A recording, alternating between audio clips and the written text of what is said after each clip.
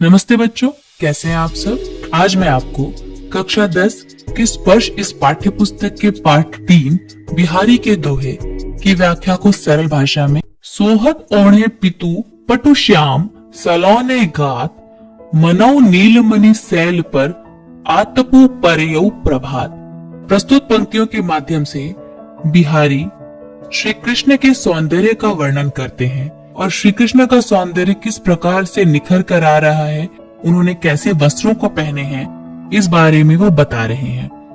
पीतु पटु श्याम अर्थात पीले वस्त्रों को श्याम ने कृष्ण ने पहना हुआ है। पीले वस्त्रों में सुशोभित सांवले सलोने श्री कृष्ण बहुत ही ज्यादा सुशोभित हो रहे हैं। मनौ नीलमणि सैल पर आतपु परयौ प्रभात अर्थात मानो नीलमणि पर्वत पर सुबह सुबह ही सूर्य की किरणें पड़ रही हों। और नीलमणि पर्वत पर अगर सुबह सुबह सूर्य की किरणें पड़ेंगी तो नीलमणि पर्वत भी चमक उठेगा। उसी प्रकार श्री कृष्ण अपने पीले वस्त्रों में पूरी तरह से चमक रहे हैं और सुशोभित हो रहे हैं।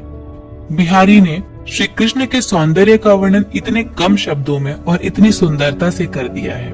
कहलाने एकत बसत अहि मयूर मृगबाग जगतु तपोवन सौ कियो दीरक दाग निदाग।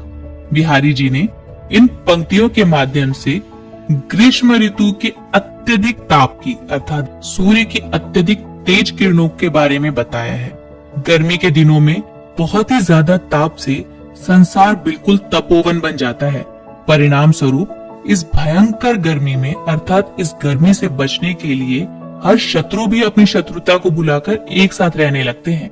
जैसे अहि अर्थात सांप, मयूर मोर, मृग हरिण और बाघ शेर भी एक साथ इस जंगल में रहने लगते हैं। अर्थात जानवर भी अपने द्वेष और शत्रुता को भुलाकर तपस्वी जैसा व्यवहार करने लगते हैं। बिहारी जी ने ऐसा यहाँ इसलिए कहा है कि गर्मी के दिनों में जल के स्थान सूखने लगते हैं और हर एक प्राणी के लिए जल तो जीवन के ही समान है। तो गर्मी के दिनों में जहाँ जल की कमतरता होने लगती है वहाँ ये सारे जानवर एक साथ जल क्षेत्र के आसपास ही दिखने लगते हैं। वहाँ ये अपनी शत्रुता को भुलाकर आराम करते हैं और तपस्वी जैसा व्यवहार करने लगते हैं।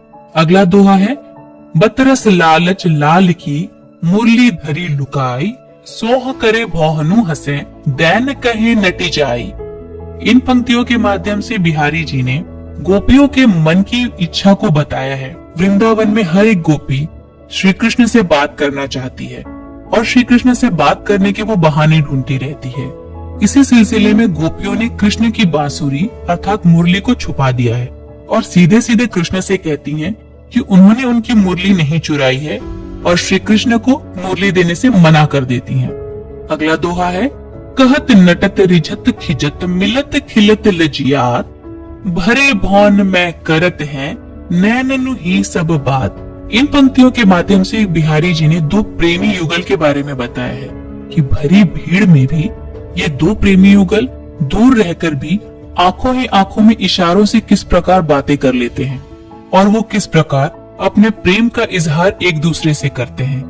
नायक अर्थात कृष्ण अपनी नायिका से नैनों से इशारे करते हुए मिलने को कहते हैं, जिसे नायिका सीधे सीधे मना कर देती है। इसके बाद इशारों में ही रूठने और मनाने का यह एहसास भी आरंभ होता है। बाद में दोनों मिलते हैं और उनके चेहरे खिल जाते हैं तथा नायिका लज्जा से भर जाती है। बिहारी जी का अगला दोहा है बैठी रही अति सघन बन पैठी सदन तन माह देखी दोपहरी जेठ की छाहो चाहती छाह।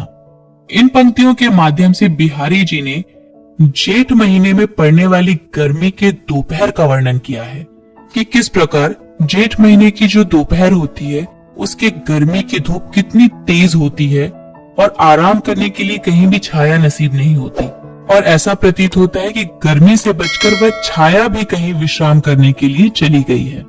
बिहारी जी का अगला दोहा है कागज पर लिखत न बनत कहत सदेसो लजात कहीं है सबू तेरो हियो मेरे हिय की बात।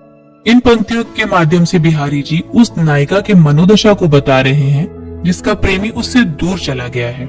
नायिका कहती है कि कागज पर संदेश लिखकर उसे भेजा नहीं जा सकता क्योंकि संदेश लिखते समय उसे शर्म आ रही है।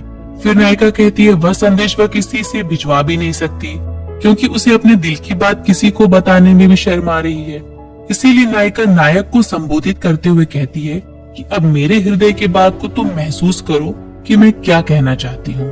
बिहारी जी का अगला दोहा है, प्रकट भय द्विजराज कुल, सुबस बसे ब्रज आई, मेरे हरो कलेस सब, केशव केशव राय। इन पंक्तियों के माध्यम से बिहारी जी श्री कृष्ण जी से विनती करते हैं कि आप द्विजराज कुल में पैदा हुए हैं तथा अपनी इच्छा से ब्रज आए हैं, इसलिए हे श्री कृष्ण आप मेरे सारे कष्टों को हर लीजिए। बिहारी जी का अगला दोहा है, जप माला छापे तिलक सरे न एकौ कामू, मन काचे नाचे वृथा, साचे राचे रामू। प्रस्तुत पंक्तियों से बिहारी जी कहना चाहते हैं कि सिर्फ माला थाम कर जप करने से और तिलक लगाकर आडंबर करने से कुछ भी नहीं होता। हमारा मन तो बिल्कुल कांच की तरह होता है जो व्यर्थ में नाचता रहता है। अगर मनुष्य दिखावा छोड़कर सच्चे मन से ईश्वर की आराधना में लग जाए तो सबका काम अवश्य बन जाता है। हमारे मन में ही हमारी सच्ची भावनाएं छुपी होती हैं। कवि बिहारी का जन्म सन 1595 ईस्वी में ग्वालियर में हुआ था और इनकी मृत्यु सन 1663 में हुई थी। जब कवि बिहारी कुछ 7-8 बरस के ही थे तभी इनके पिताजी ओरछा चले गए थे, जहां पर इन्होंने आचार्य केशव दास से काव्य की शिक्षा पाई थी। यहीं पर बिहारी रहीम के भी संपर्क में आए और कवि बिहारी का कुछ वर्ष जयपुर में बीता। कवि बिहारी का स्वभाव तो विनोदी और व्यंग्य प्रिय था। बिहारी रसिक जीव थे, परंतु लोक ज्ञान और शास्त्र ज्ञान के साथ ही बिहारी का काव्य ज्ञान भी काफी अच्छा था। रीति का उन्हें भरपूर ज्ञान था। बिहारी की एक रचना सतसैया उपलब्ध है जिसमें करीब 700 दोहे संग्रहित हैं। कवि बिहारी की कविता श्रृंगार रस की है। नायक नायिका की वे चेष्टाएं उन्हें हाव कहते हैं इस पुस्तक में पर्याप्त मात्रा में मिलती है, किंतु उन्होंने लोक व्यवहार और नीति ज्ञान आदि विषयों पर भी लिखा है।